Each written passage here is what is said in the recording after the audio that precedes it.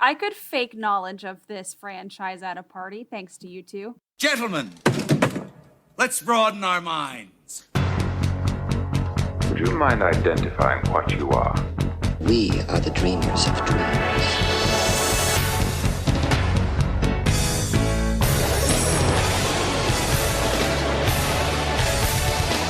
Are they in the proper approach pattern for today? Negative. Dispatch Ajax. All weapons! Now! Charge the lightning field. It's just like, what are we going to say? Hey, Highlander came out this time, and then Highlander 2, which is bad, came out this time, then the other cut came out this time, and then 3 came out at the same time as like the show was coming out, and then the show tied into Endgame, then you got Raven, and then you got the Source, and... No, what's new with you? No, nothing. We're gonna podcast now. Go back inside, we're fighting.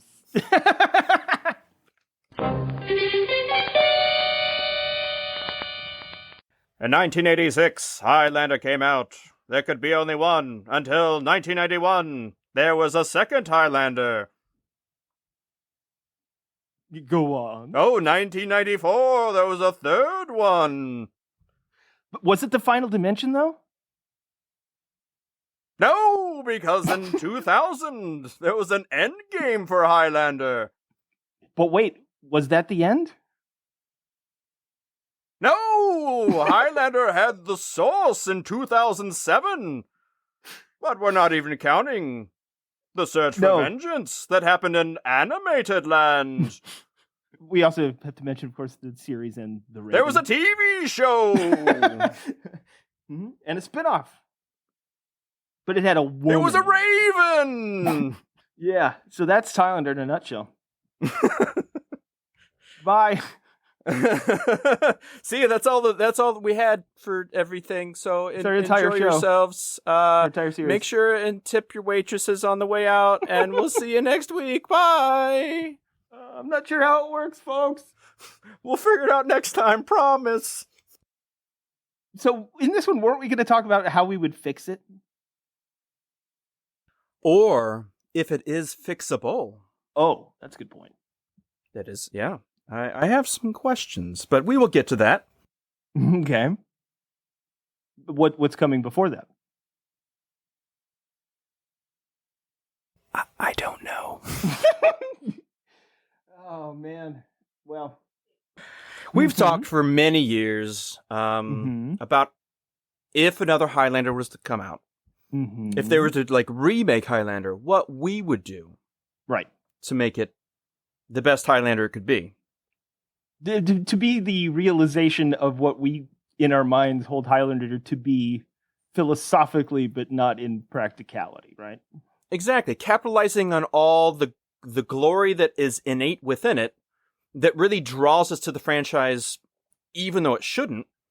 Mm-hmm. All those elements that we'd actually take and utilize to their maximum potential to make an actually good movie franchise. Mm-hmm. Yeah. Yeah, I mean, we've thought about this before. We've talked about it before, and we never remember any of it. And so we're not drunk enough to come up with the good ideas, but also sober enough to remember them. So it's a real catch-22 we're working with here. I think the best idea might be for us to kind of flow off the cuff. Mm-hmm. And I appreciate your hip-hop approach. A little Highlander pitch meeting, if you were. And you throw some ideas out, and I'll throw some ideas out, and we'll all have ideas. We'll make this baby sing. What were we talking about? We were talking about how we would make the ultimate Highlander. Oh yeah, Highlander. That was it. We've only been doing this for a month and a half or whatever. Can I ask you a few questions before we get into the real meat of this? Depends on how personal it gets. Well, it's about Highlander, so it's about as personal as it comes. Fair. It's fair. What would you say are the most necessary elements for your Highlander film? Okay. Immortality. Obviously, they're immortal. I'm gonna stick with the safe bet there. No, that's actually it. You're saying it as it's funny, but that's a viable and reasonable answer. Swords. Swords also completely necessary. Got to have swords. And then, the game and the prize. Game, prize. All right. The rules, the basic rules. So you but want defined rules as well. this time. The well, rules. the I mean, all that only happens right. because of the rules. The game is the rules, right? So in your perfect Highlander, Watchers. you need the Watchers? Need the Watchers. Got to have the think Watchers. You got to have the Watchers. Okay. I think it's important. Okay. This is why I asked you this question. Okay. Immortals, swords, game, prize, rules, Watchers. Anything else? Do you want the special sauce on that?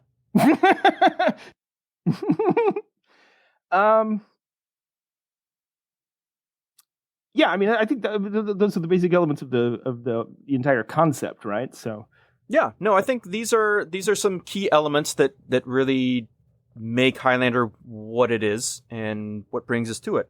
I have a few things to ask about each of these, which will then inform our ideas for a film. I like how you're doing, this is exactly what a psychological diagnostic is like. Okay, so you want immortals. Mm-hmm. Now, do you want to define what those immortals are? They're people who live forever. No, honestly, that's why I brought up that episode about where Connor, where Duncan, God damn it, where Duncan, where McLeod. If you just say McLeod, you cover all your bases. Duncan reveals, he tales a tale. Yeah, that they are the Fae, driven from their homelands. I like that explanation. I think that actually you can work with that and create a narrative around that. I wouldn't start off with it. Don't reveal that. Don't give me a montage at the beginning where we see them being driven from their homes or whatever. Because then you've changed the entire tenor and mystery of the concept. That's stupid. But I was trying to... Yeah. Mm-hmm. Go ahead. No, go ahead. No, you go ahead. No, I really didn't have anything. No, you go you. ahead. What did you... No, you go. Yeah, but yeah... Hi! Hey, baby! Yeah, So I was thinking about the Immortals. Uh-huh. And I was trying to Aren't we always, though? Well, yeah, they're close to my heart. Of what different versions of Immortals there could be. Mm-hmm. And if we'd like to define that, then you do have to come up with certain things. And this is where, as I was thinking through it, I kind of saw the pitfall of what happened with both the Source and Highlander 2. Right. So you have to come up with the reason why they're immortal. Why are they special? So the one that you liked the most was fairies or the Fae. Mm-hmm. Mm-hmm. Another option would be aliens. From the planet Zeist. Let's just get through this and then we'll I want to circle back. Okay. All right. Next they are humans that are cursed somehow. Okay. To live and fight forever. Like vampires. Yes, the vampire hypothesis, one might say. Learned that in school. Yeah. The opposite, they are blessed by some type of external force. So they're just like insufferable suburban moms that have shirts that say blessed and home is where the heart is on the wall. And Karens of all time. Forever Karens. No. Then we have the angels. The Nephilim, and or their offspring of some sort. That one I might listen to an argument for that one. I think that one might actually work. Okay. Wizards. It's just fun to say wizard. It's fun to say wizards, but the gist of that is magic is what is inside of them. It is some kind of magic that is making them immortal. What you're saying is it's a kind of magic. Exactly. The other one we have is gods. That they are gods on Earth. I don't know, that Mark Singer episode kind of throws a wrench into that whole argument. There can't be a hillbilly god? Maybe there is a hillbilly god. The old gods of I sure as hell hope there is. All their gods are inbred. Well, that's why it's got the third eye. The tentacles, that comes from a long family tradition. See, they keep Mama God tied up. They cut off her arms and legs to keep her under the bed. And you pull her out and you come up with another god. That actually does sound a little Greek, to be honest. Well, it's specifically X-Files is what it is. Yeah, no, but no, she just didn't. I thought she was born without arms and legs because of the birth defect. Well, oh, you're right. It was the car accident. Worst thing I ever seen. It was a night just like this. So the other ones you have mutants. They are humans that have, like, you know, something genetically has changed and made them immortal. Mm-hmm. And then the last option is people. And you just no rhyme or reason. Okay? So most of Highlander. But if you think of this, I have to assume that when they were making Highlander 2, Mm-hmm. that they made a list like this, and then they kind of thought through this, and they're like, well, most of these are kind of dumb, right? Mm-hmm. Aliens, fairies, cursed vampire people, the blessed Karens, angels, wizards, Angels in gods, the outfield. mutants, people. Mm-hmm. And you think about most of those, like, well, it has to be one of those, and the one that is easiest to explain might be aliens, which is why I think they went that route. But I also see how if you go this route of firmly affix a history, a mythos to them that is well explained, you run into a Highlander 2-esque problem of it not working. That's an understatement. And then people just will deride on it. You know what I mean? Yeah, but also remember that plot was, arrived upon by Argentinian bankers. Not one screenwriting course between any of these Argentinian bankers. Yeah, it's easy to go down that rabbit hole with other aliens or their people with genetic variances or whatever. But the problem is that we run into with that, obviously, is the rules don't really make sense then. You might be able to explain it with aliens, but if it's genetic, the rules make no sense whatsoever. The rules are problematic no matter who you choose. Because of the things that the first film lays out, they're so disparate in the elements, because Holy Ground is easy to work into any type of magical understanding. Be they cursed, blessed, wizards, angels, gods, any of that. The need to fight for some type of prize that rules over humanity, that doesn't really necessarily fit in those. A quickening made of electrical and spiritual mumbo jumbo. You're always going to have these disparate bits, and trying to interlock those is the toughest part. Mumbo Jumbo, by the way, was one of my favorite Silverhawks villains. I'm gonna drop that. I liked the cousin of Mumra, Mumba Jumbo. Wow, it's bad. Cut that one out. Shooting blanks today, man. We're on top of our game today. So we agree that the game, the idea that you have to fight to the death till only one remains, has to be a punishment, right? Well, if they're blessed with immortality, well, I guess the compulsion to do so. They do so to retain their immortality. What about that? Then it's not a curse, but to stay living forever, to keep their youth. Maybe that wouldn't be that it gives them a reason. But they're not all in great situations. Like some of them are children. Some of them, yeah. Well, I'm saying like in our new version, right? But I'm going by whatever little sense the show made. Mm-hmm. I like playing on that because then you can not alienate Highlander fans, first of all, and there is some logic to some of that. Like it wouldn't be interesting if they were all perfect people, right?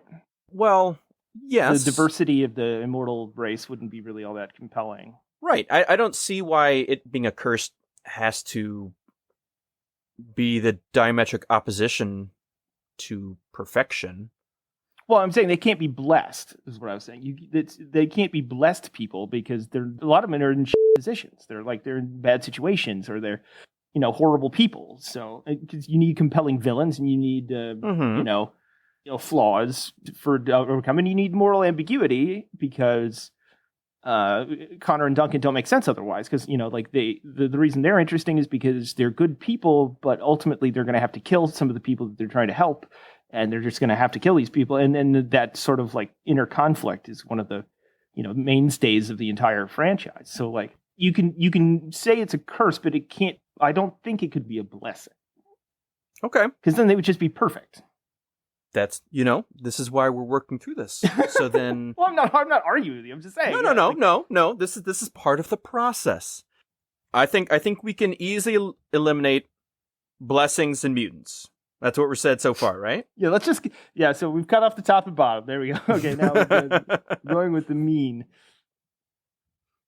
If you would like to instill the magicalness of it all, then that probably eliminates aliens.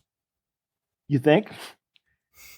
Well, I mean, alien magic, it could be. Magical aliens is pretty hat on a hat. I don't know that we need magical aliens. It's a magic hat. I think them being wizards should probably be cut out. I also think gods you could do, but I don't really care for that one, so I'm just gonna ixnay the odds gay. I'm gonna isolate that later. So the Fae, cursed, angels, right? All right. So how about you give me what's your fairy pitch? Let's throw that out there. Picture this, Sicily, 1925. Been there, seen it all. I was there. Lifted up his dead hand and wrote it with this pen. So I'm thinking it's a curse. And I'm thinking that they're being punished by a more powerful force, right? Which is what they do with the quickening and what they kind of, everybody kind of agrees on that's kind of vaguely an explanation. Okay. I'm thinking the age of wonder has begun to end in the world. And the age of reason is the rise of man. And Fae are in danger of losing their grip on the material world. So I had this idea that in the hierarchy of the fairy peoples, they're ruled over by Oberon. And that because their world is in disarray, one of the selfish fairies sees this as an opportunity to make a power grab, tries to oust Oberon, and he's got a lot of them behind him, and then he's stopped by his son or something, and I'm thinking specifically that would be the Kurgan. Would be the evil one, and what would become the Kurgan, not originally the Kurgan, obviously. And that Connor is Oberon's son, and Connor stops the Kurgan, but also is he's right. We have to make some changes. We're going to have to figure out what to do. And Oberon is so incensed by the betrayal of both his son and the usurper that he banishes them from the fairylands to be born as human beings but immortal, and then the game plays out, and the prize is you get to return home, and he gets to take his place on the throne of the fairylands. But then at the end, Connor rejects when he realizes who he really is. At the end, after he wins the prize, he rejects it and chooses to live out his life among the mortals. And I was thinking there had to be another motivation, like Oberon not only wants Connor to take the throne, but he wants him to, or he wants him to wipe out humanity so that they can take their rightful place back in the world. Yes. And Connor refuses. So does he have to fight his father at the very end? No, I'm thinking trilogy, where he doesn't, and Oberon just shuts the door, basically, and then Connor has to go, now that he's won the prize, now he's mortal, and now he has to go on living his life as a mortal man. Duncan comes along, you do the Duncan Ramirez thing. I mean, the Ramirez Connor thing with Duncan and Connor, and then Duncan's the one that has to make the choice, and he fights Oberon, and he slays Oberon. Okay, I like The this. last part is kind of in the air, but Right. I have some questions. Mm-hmm. So why are there so many Highlanders? Because it's an entire race of people. So he banished all of these people? Like all the Fae? Yeah, see, I got to work out some of those details too. I know. Well, because so in the Quickening, one of the problems you have is that they're like political prisoners or whatever. But then that doesn't explain the weird diversity of people that are immortal, right? Oh yeah, I mean, yeah, that's it. None of that works. No, it doesn't work. Like you could say it's all of the Fae except Oberon's inner circle. It's kind of like Zeus and Olympus. Mm-hmm. Actually, it does kind of parallel the Nephilim type, characters in that way too. That there's a hierarchy, right? And God cast them out or whatever. And so in this case, Oberon casts them out, and they have to live among as people, but not mortal. Right. I could see that maybe one reason why there are so many is that maybe to keep some type of portal open, like Oberon had to, quote unquote, sacrifice the race.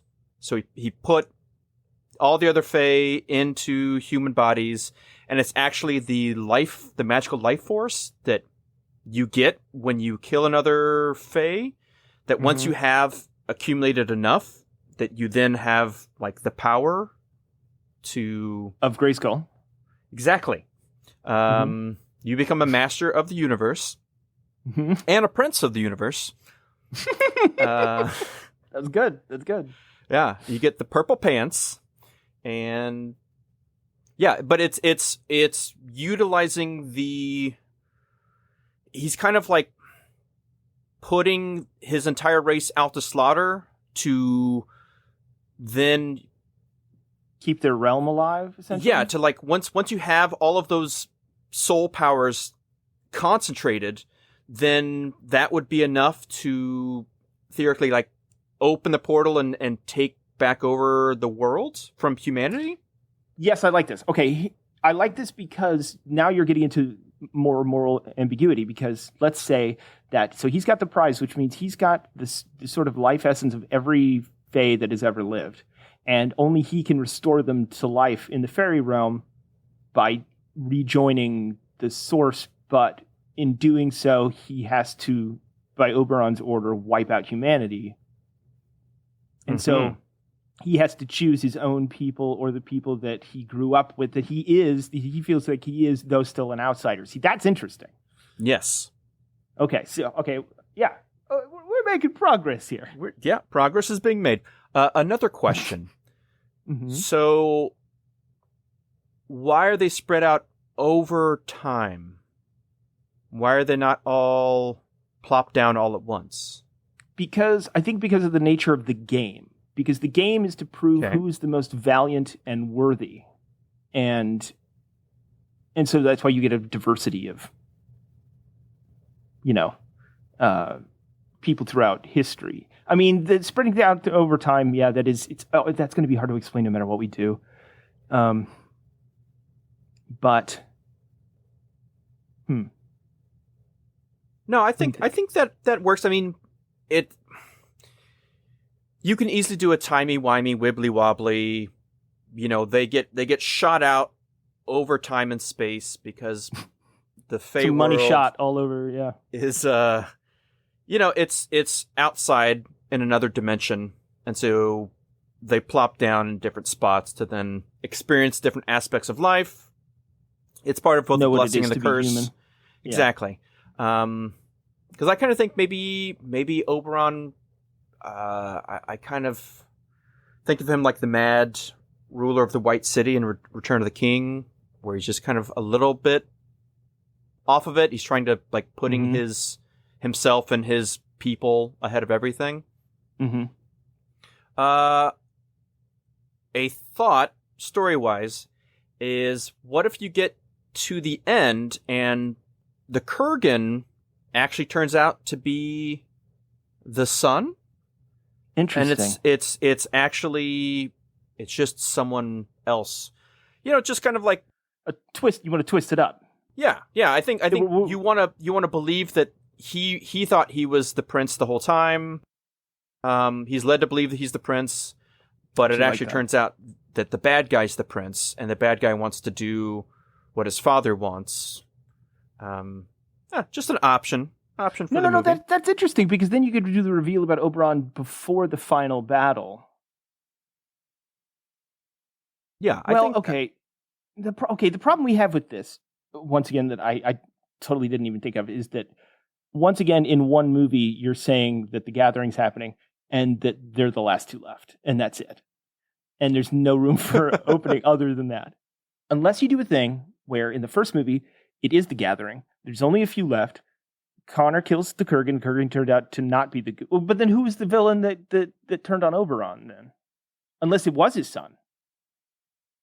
Yeah, perhaps like the story that's told to us is a lie. And that we find out at the end that it was the son the whole time. The usurper son was the Kurgan the entire time. Yeah, okay. Then we don't have to. It's just a thought. No. That's very interesting. So you have the first movie where it does that. They have they do the prize, the whole mamma jamma, and then in either a second or third movie, it's set up because when Connor chose not to reinstate the rest of his people and chose humanity, they were thrown back, cursed yet again, to start the cycle over, and until once restart the game essentially, and that's why there are new immortals being born. What would you be restarting the game for, though? The choice has already been made. Do you have to build up to another choice of the same? Yeah, yes, because he chose, in Oberon's eyes, he chose poorly. He could not fathom that he was going to side with humanity.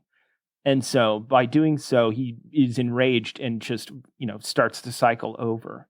Kind of like a Ragnarok thing. And then in the third one, you have Duncan. Connor's dead, and you get Duncan 500 years in the future or whatever. Ooh, okay. We're finally going to get there.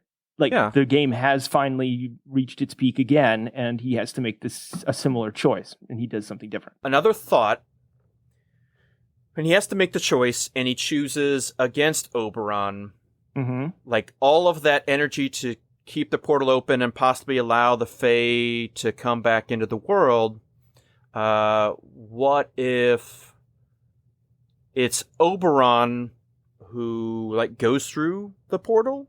And that is what releases the souls again, but now Oberon is one of those souls, and so you're building up to actually taking on Oberon in the third one as he builds up souls. Right. You see what I'm saying? Yeah, so he's taken down a notch, and now his motivation now is to regain his own throne. Yes, and only by culling again his own people can he then gain the power to open the portal and possibly overthrow humanity again. And play Portal. Well, who wouldn't play Portal? It's a great game. That, yeah. Everybody loves it. And Stephen Merchant. It's all over the place. Merchant of Stevens. Stephen Merchant of Venice. Where's that Portal 3? That's what I want to know. So. Yeah. Where? Yeah. I mean, I like a lot of that approach. I think you could do that. And then you could still do your people's obsession with setting the final Highlander in 500 years in the future, which they tried to do basically starting with the Quickening and then the Source and then... Wasn't the anime? The anime was in the future, right? Yeah. Search for Vengeance, is that what it's called? Not yeah. Quest for Vengeance, Search for Vengeance. Yeah, that's also 500... The Search for Questing. The Quest Search. Johnny Quest Search. Johnny Questlove is pretty good. That's a good trivia name. Johnny Quest Lovecraft. So I do like the idea of... Yeah, I mean, maybe... So when he makes his choice... Okay, so maybe that's the choice. So, final battle happens.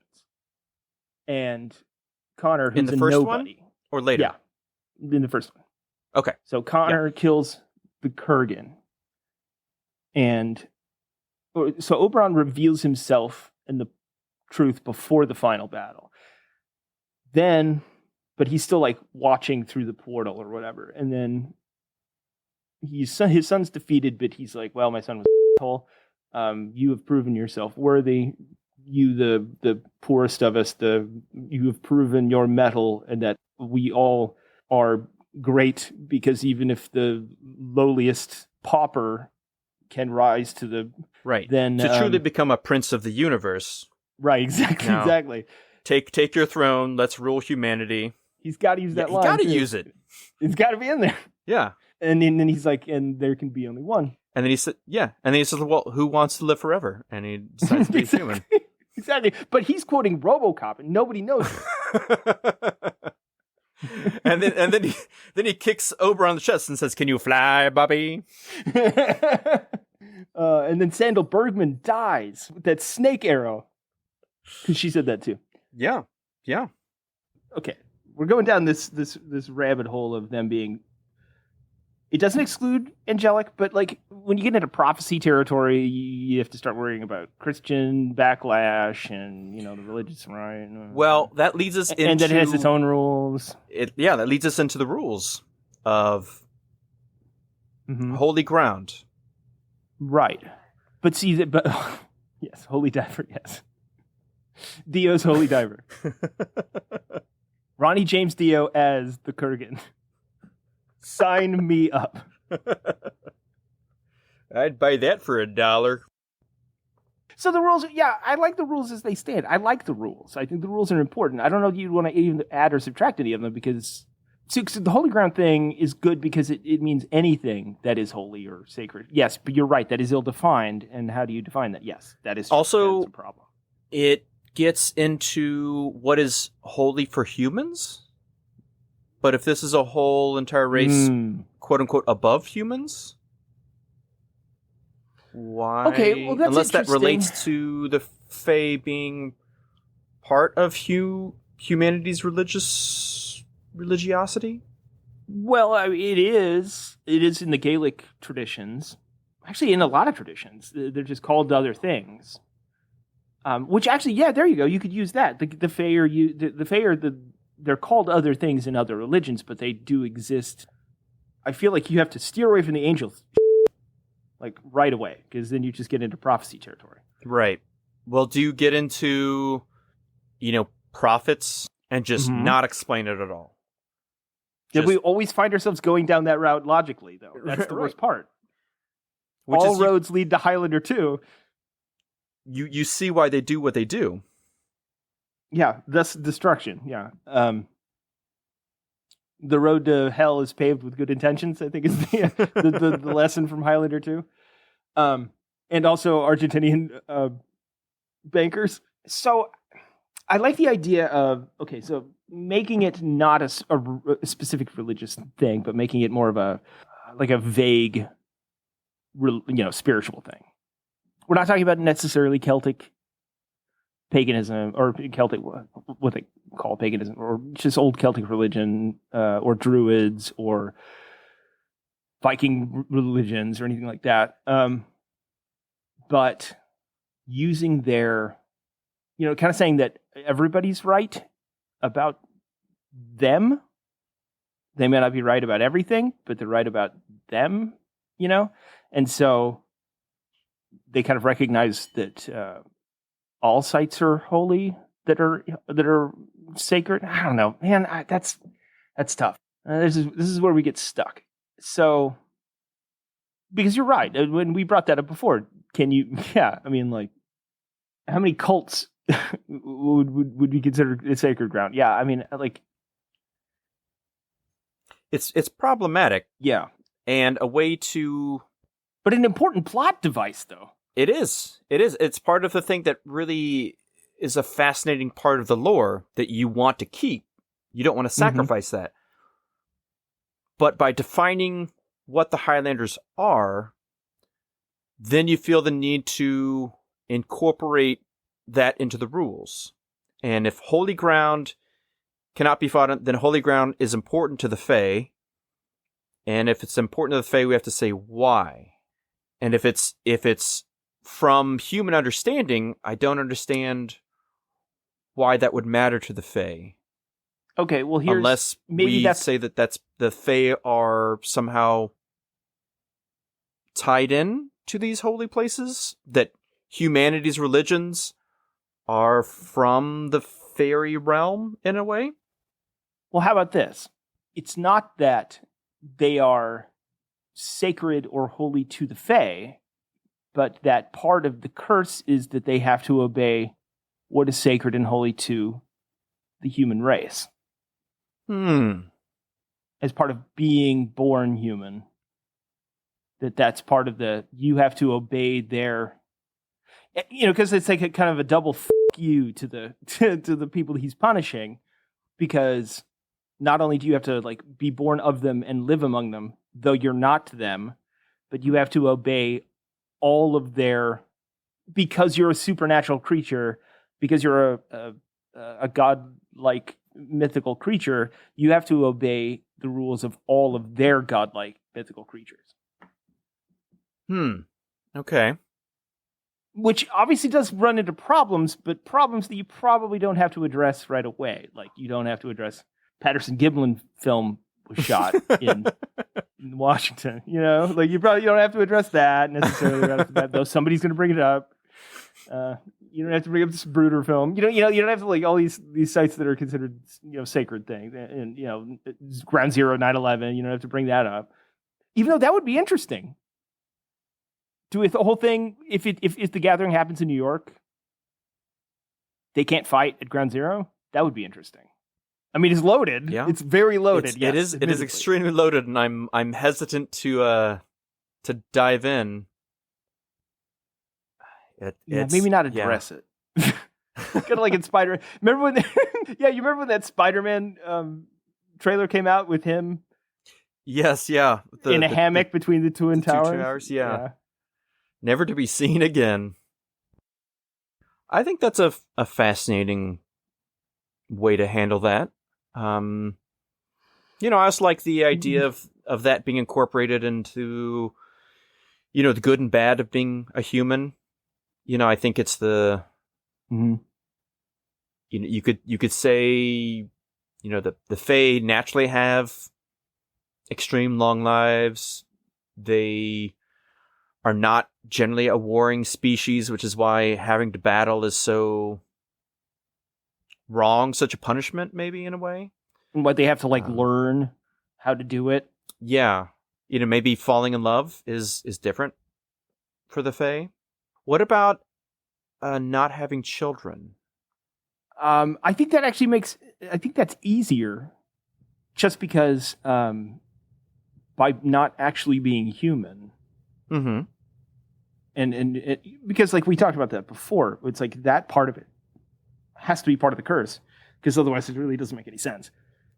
So is it less? It's less a magic thing and more of a non-crossbreeding element. No, because I don't really like bringing like genetics into it, because it's then you're like open the door to weird. We talked about with the alien thing, right? It kind of ruins it if it's dealing with actual genetics. So I have to think that not having children is because they aren't human, and their whole thing is because otherwise they'd be able to just move on, right? They'd be able to just they could just not do the game, and the Fae could just create a population of immortals with humans. By not being able to do that. Part of being cursed to obey the rules, right, is that you don't have an escape from the game. Which is what makes sense. Yes. Mm-hmm. Yeah. Right. And that it not only fits in with the canon created by the series, but actually logically makes sense in that framework. I like this. Yeah. So it's part of the curse. It's just which I know sounds like a catch-all. You're just like, it's part of the curse. Whatever. It's magic. But at the same time, that does serve a practical purpose plot-wise. And Highlander has tried so hard for years to make that like a thing that we care about. Like the Source is a great example. Yeah. I mean, the Source is the most egregious example. Is it worse than the original Quickening? Probably. Is it? I don't know. That's a toss-up. That's a toss-up. Well, it's apples and oranges in a way, because the expectations for Highlander 2 can never be truly compared to The sci-fi original? Yeah. It's playing in two different, sports fields. I don't know. What are the sports fields? Obviously, you're not a golfer.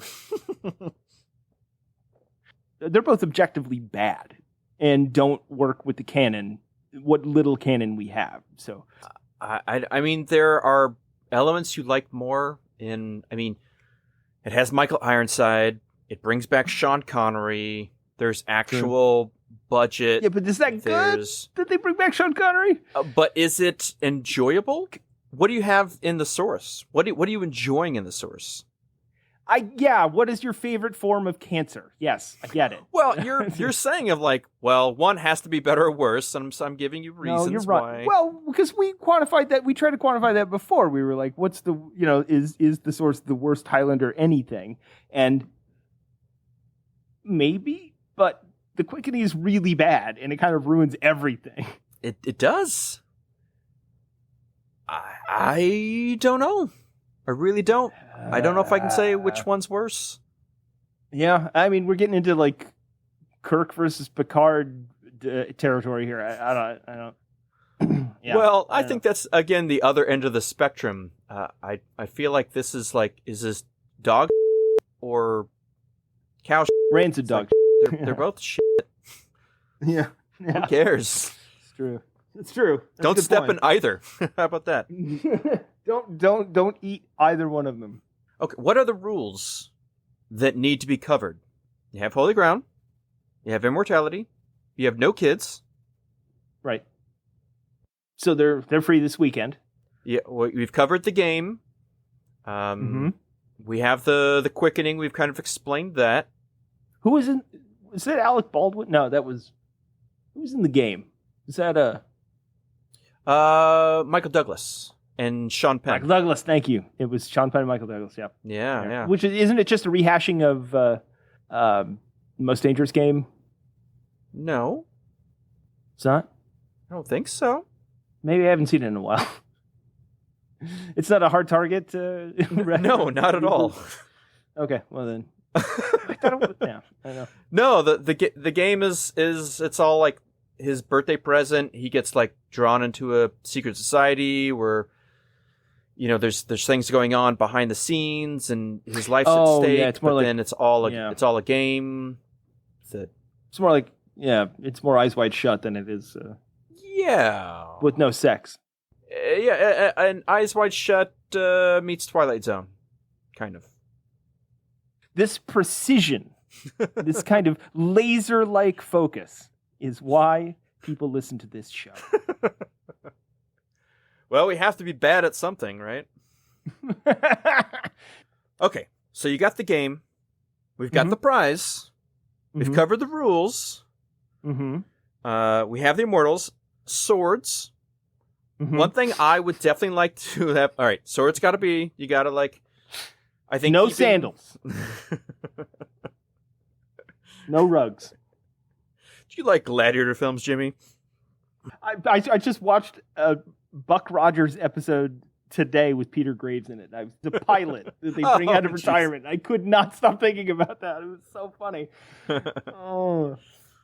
Maybe around gymnasiums. Maybe it's like that Next Gen episode with Scotty where they bring him from the past. He comes up hundreds of years into the future, and well, kind of is like, yeah, they kind of do that in that episode, and they also kind of do it in that show. They kind of do that with Flash Gordon too, in a different episode. But the episode that I'm referring to with Peter Graves is actually a very Battlestar. It just feels like a Battlestar episode. It's obviously terrible, but it feels like the plot. Beats of a Battlestar episode. Anyway, we'll just watch that. We'll do that later. All right. Okay. So we got swords. One thing I wanted to cover on the swords is I think I like swords. So save up enough crystals to buy yourself a shield. I think we need like a bigger. I think for one, you need a bigger variety of both places Highlanders come from, time periods Highlanders come from, cultures that Highlanders come from. I think we need a much more diversity of. They the try whole to do thing. that in the series. They try to do that in the series. They do. know, but I mean, they don't do yeah. it successfully, but they do. Yeah, but I just think we need more, and I think I thought that was a given. Yeah, you're right. You're Yeah. right. yeah. No, I was picking out like swords that I wanted in the movie. Do you want to know Well, it's what like- swords I want in the movie? You're dying to tell me, so please regale us with the tale. Of you the swords don't want to- care. So let's move on. No, I'm curious. No, you Please tell me obviously what don't kind care of shit. swords. You know, I'm no, really now it's a thing, curious about so- what kind of swords it is. No, I need don't to know. want to tell Now I you have now. to know. Now I have to know about all of your swords you like. I'll just DM you later.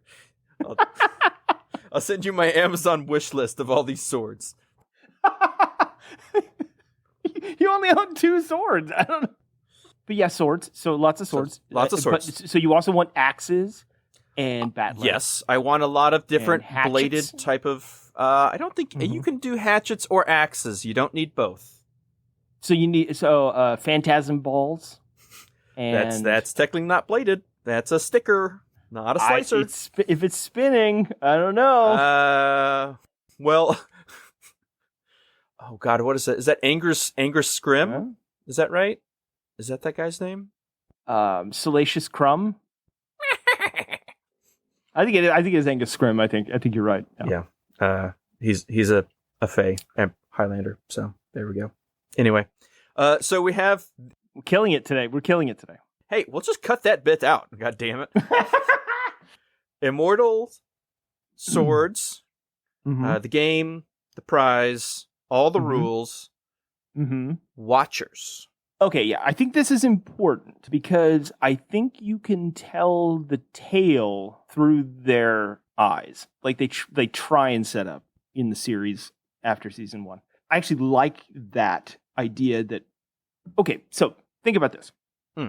Think about Highlander 1, the crazy conservative asshole with all the guns that sees them fighting sees Kurgan and Kastagir fighting in the alley, right? Yeah. Mm-hmm. That perspective is fascinating. That's sort of a progenitor, I think, to the Watchers, is the like stepping back into the human world. Like his character arc is different, obviously, because it's obviously commentary on Reaganism or whatever. But the idea of you're driving, you're just a guy and you're driving by and you see these people wailing on each other with broadswords in New York in an alley, that's kind of a thing that you might pause at. I think that kind of like directly led to the thinking that created the Watchers. I like that. I think that we need to sometimes step back and see from the human perspective, which, like you brought up before, was originally Richie's role, though failed because he was also immortal and terrible. The idea that you can be the immortal. I mean, you can be the human watching the immortals things happen, because like it always weirded me out that there are decapitated bodies all over the place and nobody says anything about it. Like nobody seems weirded out by it. Like there would be a reaction, a human reaction to decapitated corpses being found, all over major cities or whatever. Yeah, I but know again, they're not necessarily frequent, but like, yeah, I mean, a decapitated corpse. Didn't we say like every 8 months, essentially, is when he had to fight? it was like 2 a year. It was like 1 or 2 a year. Yeah, That's not that. I mean, there are decapitated bodies happen all the time, my friend. No, I definitely feel that it wouldn't necessarily be the decapitated bodies that would be the problem, but seeing the quickening, finding people that have lived for multiple lifetimes, it seems. I'm resisting the urge to bring this up, but I'm going to. It's a trope that we hate. You and I both hate this trope. Uh-oh, what are you doing? There's a human character, love interest, or child that sees this happen, and you see it through their eyes. They don't know what's going on. You see how ridiculous this scenario is, and then the plot unfolds because it's being explained to them, the universe that's happening. So like Brenda in Highlander, Right. Brenda sucks. She's worthless. But what if It's not her fault. This is how she was written. She's not bad. She was just drawn that way. I see why they got where they did with the idea of Brenda. They just muddled that too much with the cops and Brenda and that guy who saw them in the alley and all those other things. I feel like you could do a human character as long as they're not a tag along, as long as they're not, that terrible character that they always did in 80s movies that kept it in our world because we didn't want to, spend the money or whatever to go to Eternia. As long as it's not Robert Duncan McNeil or Courtney Cox, then you could do a thing where a human character sees, the ridiculousness of the game in the fighting, and then step back and be like, wow, that would be crazy. This is alien. This is otherworldly. Because it's easy to just sort of be in if you just follow Connor or whomever. It's easy to just kind of get lost in the fantasy of it. Mm-hmm. Having an anchor to the real world through their perspective, even if it's just a witness, even if it's just like a Spielbergian type character that sees it happen driving by but isn't a crazy right-wing nut or something who for some reason inserts himself into the plot. I think that's kind of important. I hate it, but it's kind of important. But you do have to relate it to the Highlander involved. So if it's a kid, then the kid has to interact with Highlander. The Highlander has to protect the kid, has to raise the kid, something of that. If it's a love interest, then she has to be put in danger. Which then you're still we all having, hate. I mean, we do. It's very cliched. I think if you're doing one of that or the Watchers, I don't know if you need both, especially in the first film. Okay, that's fair. Well, except the problem with that is though that the Watchers are entrenched in that world, and so they're not us. They're not the average person because they have secret knowledge, and they are there is a thing that they know that we don't, and so it's harder to relate to the events unfolding as a Watcher. You know what I mean? Now, if it's like a new Watcher recruit, okay, you're getting into weird Men in Black territory, but yeah, it's Hellboy. Okay. Yeah, but I don't want to make a trope about like following along the Watcher, the new Watcher, the Men in Black style bullshit. Yeah.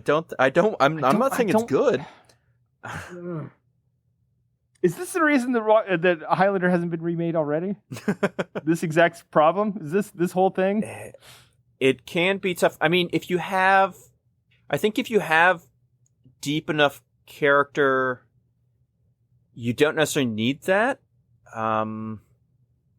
I think the problem with the first Highlander is that you get snippets of character, but the acting isn't strong enough.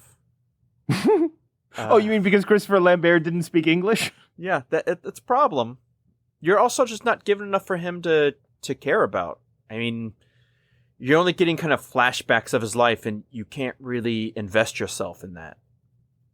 Yeah, but that mystery, that cloak of mystery is also one of the appealing things about the entire franchise, is that you don't know who they are. What I'm saying is like you're sacrificing one for the other. You're getting cool, but you're sacrificing plot-heavy, intrigue.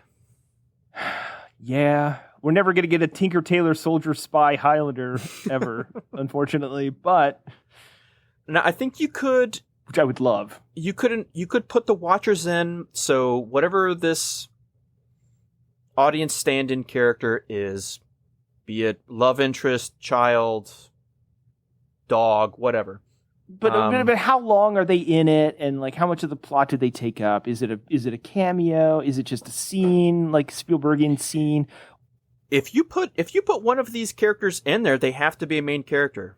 They have to follow along through the whole film. But we hate that. We all hate that. This is Zemeckis Spielberg type garbage. We hate that though. Then you need to find a way to explain this character and how they relate to the world without having them there. Then the only possible avenue is the Men in Black being recruited to the Watchers. Yeah, but then how much you seeing is that half the film? Is that most of the film? Does the Highlander then become a thing that they are watching? Did they become the background, the plot that moves along the main character, the Watcher character's arc? Yeah, and then the idea that you're, hey, I'm making this movie. It's about guys who watch other guys fight with swords. Yeah, we ran into the source wall again. Well, okay, so. The worst part is that you do have to have that audience tie-in. You have to have the audience stand-in. You do. Highlander's always known this, and they try and do it to varying degrees of success. Well, I will disagree that you have to have that. I think you look at other similar setups for that type of character. So I think vampire films. You don't necessarily. Well. No, look at Interview with a Vampire. Yeah, that's what I was It's a perfect example of what I'm talking about. Yeah, he's talking to a watcher at the beginning. Yes, and also then, and then on another stage, Louis is being recruited into this world. It's actually a very good stand-in for. And you know what? That's actually even better. A Confessions of a Watcher to a normal person. Doesn't have to be in the plot much. Yeah, but then you can't really do the end thing. You can't do the end battle because it has to culminate in that person's experience. So no, you can't really do that. That doesn't work. Now I think you can't do a Princess Bride either. You could be the Highlander, telling his tale to a watcher. Yeah, but they're not supposed to know they exist. So I know. So that's you're getting your unless it's the. You find out it's the bad guy who's telling the Watcher, but part of him, like he's found out about the Watchers and he's exterminating them as well. You think that would be significantly easier, killing Watchers? Yeah, but I mean they're also secretive. I don't know. I honestly feel it would be easier to introduce the Watchers by having your audience stand in. Meet a watcher after seeing the battle or whatnot, seeing a quickening. That watcher kind of gives you details, and then he gets killed somehow. And then you just have the audience stand in, who then still has to interact with our main Highlander character. Again, because they're either learning, need to be saved. Or you just do like Burn After Reading. Where he's like debriefing a government official about all this. I kind of like the idea of insinuating that the Watchers are a government agency. Which is the thing I did want to do. I wanted to, if we did this, he's not dealing with the cops. He's definitely dealing with a 3-letter agency of some sort. And I also wouldn't mind that agency being connected to some type of religious institution as well. Sponsored by the Catholic Church kind of thing? Yeah. I mean, they would definitely see this as, a problem, the existence of Highlanders, so they need to be kept tabs on. Yeah, but I think you got to do one or the other. It has to be a 3-letter organization. Well, or you could, in the second old film, world European Catholic Church. You could reveal that.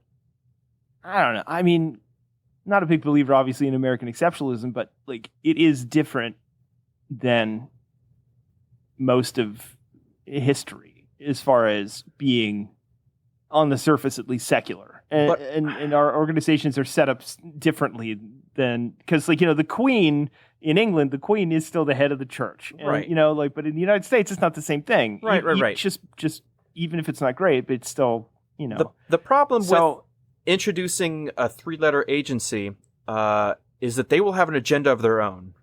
And if you're introducing them as being watchers, I can't see them just being watchers. They would want to get involved. They'd want to, try to kidnap immortals, experiment on immortals, try to find the way to immortality.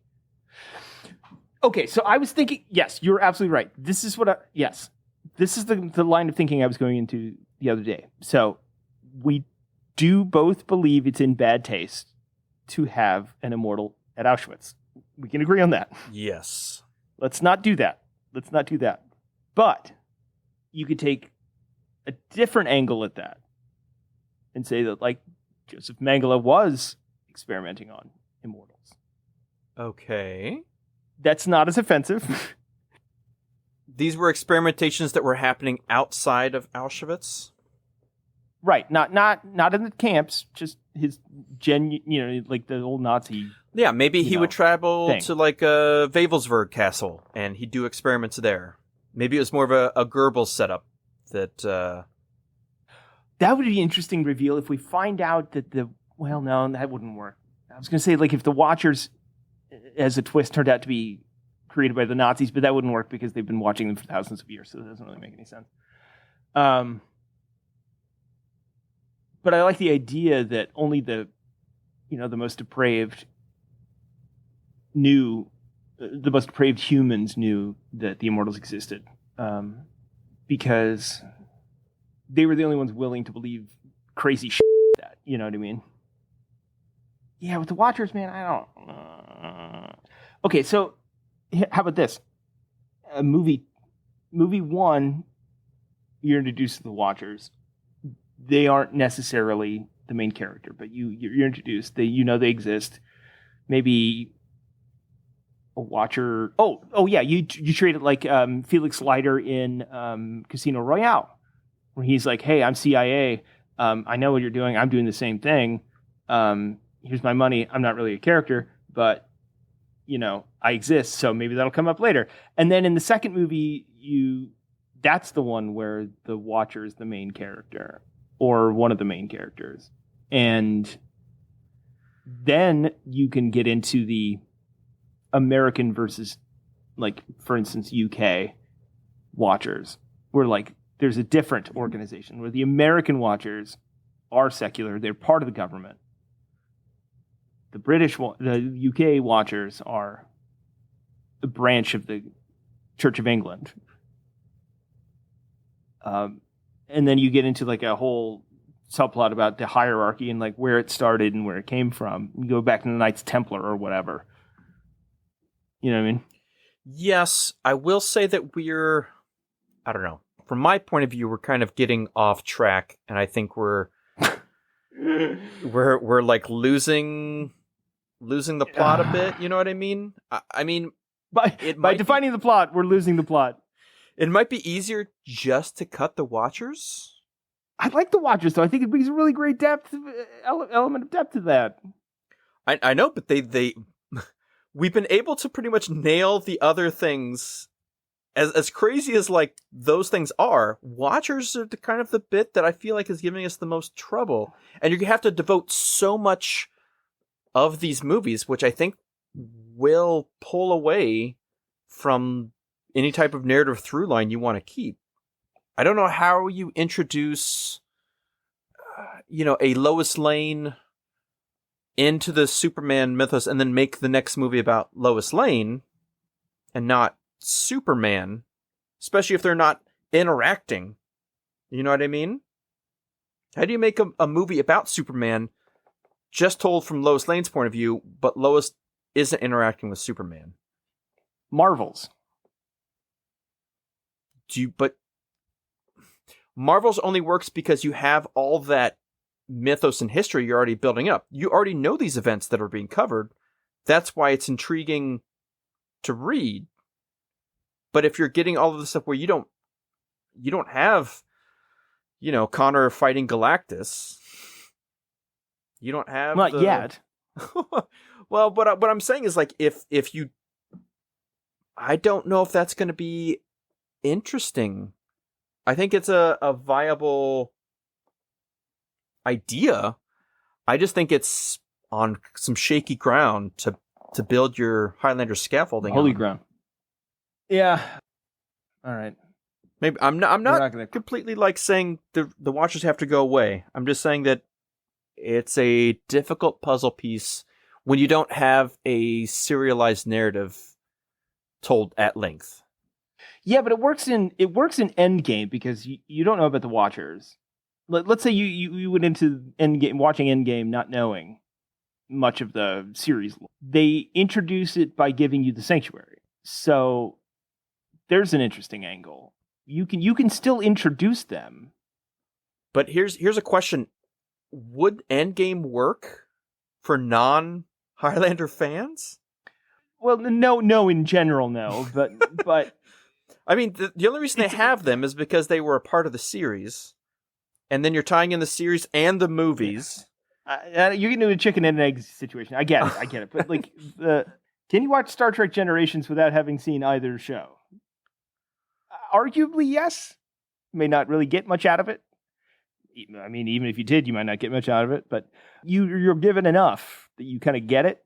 And I feel like Endgame is kind of the same thing, where they give you all the elements of both the original franchise and the series, so you understand their roles and their function. But here's an idea. If you took out the Watchers and just made it a Highlander has set up a holy place for Highlanders, it works the same way.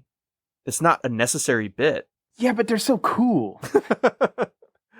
I understand that. I believe tattoos that and whatnot. But they lead to more problems than they solve. That's funny because I think they solved a bunch of problems in the series that again I think we had with the franchise. As a series element, in a longer serialized narrative that you're working from. If you want to do a Highlander TV show, I think investing time and effort into the Watchers makes more sense. But especially in a film or 3 films in a trilogy, it gets a little dicey. But it's also more logical that people have noticed that immortals are killing each other. Like, it's just logical that somebody noticed something, Like, inevitably, there would have to be the Watchers. But especially in this world that we've created, where the Highlanders are the Fae. You almost said a Watu, didn't you? Damn you. They have a specific reason why this is all happening. Do the Watchers know this? No, and that's an interesting angle into the plot. Yeah, no, they wouldn't, because they don't know. They're just people. They're just documenting what happened. So, I mean, especially like introducing them into a movie setting where you have these people watching, and they are a government agency, but they don't act in any way. I'm trying to imagine. Imagine if S.H.I.E.L.D., all they did was just watch. Right. What? Aren't you gonna, as an audience member, ask questions about that? Okay, so what if that's a plot point? What if at some point a government agency takes notice of this and are concerned, and they get shut down from higher up, and you introduce the Watchers that way? Okay, so like, what if it's a FBI agent or something that it's investigating these killings, and their X-Files type, they get shut down from above them. Okay, we're assuming this is a second movie kind of setup. Yeah, I'm thinking second movie. Yeah, second movie, because you can't do the whole following Connor's arc. You can't if you do it from that perspective. What if the second movie takes place like during the first movie, like telling it from the other angle, the first movie? From an audience perspective, they already know what happens, and the Watchers don't have any agency in these events because they're just watching. So therefore, what makes it interesting? Well, they do have agency because they're also actively keeping secrets. They're also actively keeping this stuff from being public. So they're doing things. They are active. And so, you would penetrate. But this is Men in Black keeping secrets of aliens without dealing with aliens, without fighting the aliens, just keeping the secrets. Just keeping it quiet. Because people I don't know how interesting that is, and it's Because also the taking world away- would panic if they found out that this existed. Just like with aliens. In X-Files, they're not fighting the aliens. In X-Files, they are specifically trying to find the truth, and there is an antagonistic element both above them, governmental-wise, and the thing that they're investigating. I just don't know how interesting that is for Highlander. It's like, okay, let's take out all the people you know, and the sword fighting, and the cool magic stuff, and then let's just have guys watching those guys and trying to keep that quiet. I just feel like we're like really trying to shove this in where it doesn't need to be. Perhaps we'll see how the first film does, and then Let's see the box office numbers. yeah, I don't know. Maybe I See don't if know. it Maybe has that's how you legs. introduce mythos. Maybe that's how you introduce mythos. I don't know. You know, like perhaps that the second film is told from a watcher's perspective because they're showing you there's a larger world behind this and showing you the history of all of it. That there's more to this. That there's a world beyond the pale that we don't understand. But we already know there's a world beyond the pale. We just saw it in the first film. I know, but in the second film, you'd be able to give it that the audience that perspective. The audience has that really put it in perspective. perspective. Yeah, but you're doing it through the point of the protagonist. But what if you were what just I'm saying the is, like, observer? in the first one, we already know like the stakes of the game, what the game's about, who these Fae are, how it relates to humanity, and then you already have the battle to find all of this out. In the second one, you want to rehash all of that, but without the stakes of any fighting. Do you see what I'm saying? It's not like I see what you're saying. you're not expanding. You're expanding like there are other immortals and it's gone on a long time, but you already know that after seeing the first one. You're just taking out all of the interesting bits of the continuing story to just flesh out a bigger world. You know what I'm saying? Yeah, I know what you're saying, but I mean, like, isn't the way I envision that would be? It'd be more like there are a lot of Godzilla movies that are basically told just watching Godzilla, right? Watching Godzilla do stuff, but then there's Cloverfield, which is told through the perspective of the fleeing Japanese, essentially. And I think that puts a really, really cool spin on it that makes it compelling. Something different that draws people into the visceral nature of that event. God, okay, I hate to bring this up. God damn it, I hate to cite this. But in Batman versus Superman,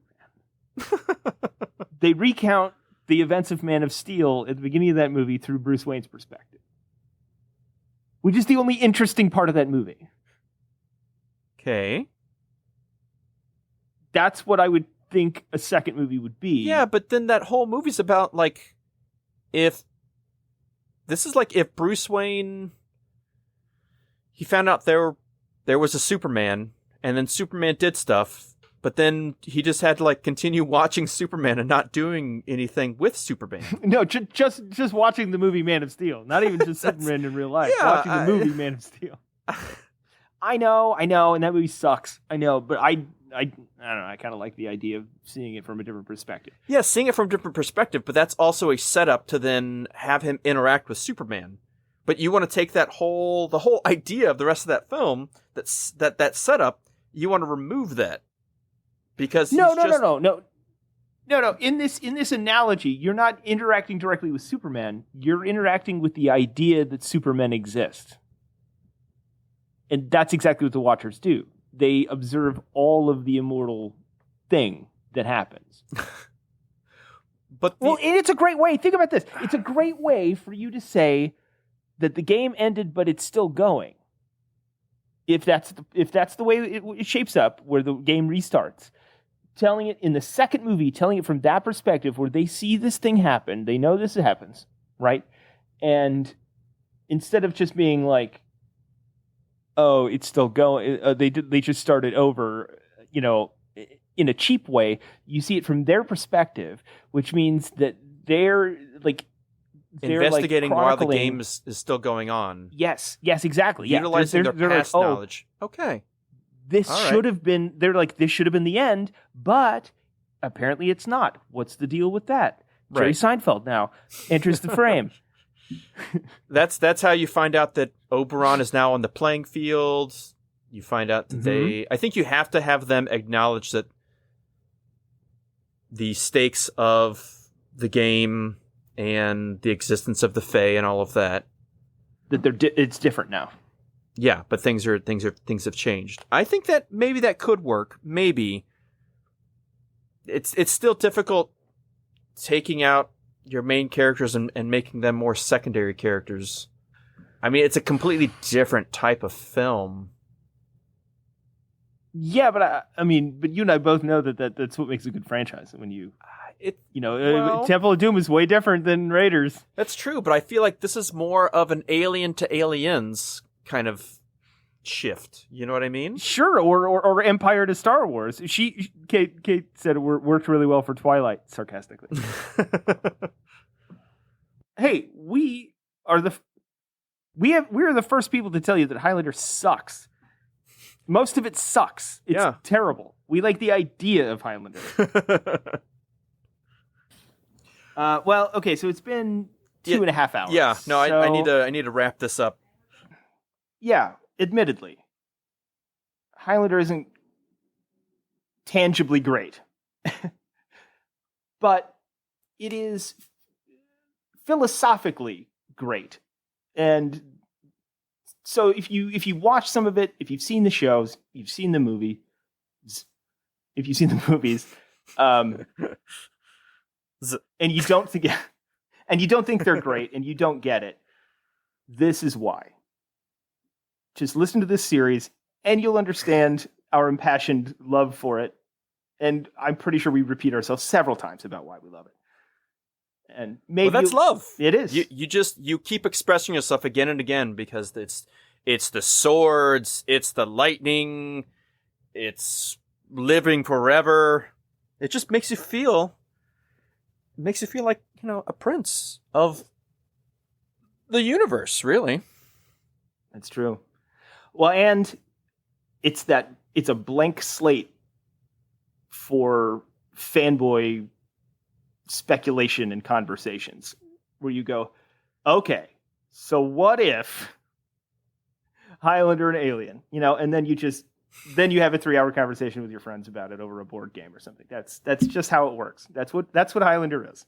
And that's why it's a really important thing to talk about, because it lays the groundwork for understanding what geek culture is and relating to fan culture in general. So that's why we picked it for our second one. It's a big one. It's a long one, and we're sorry about that. But there was a lot to get to. But finally, the head is coming off. Here we are. It's a kind of magic. And you know what? You all have won the prize. I have something to say. It's better to burn out than to fade away. Remember, no matter where you go,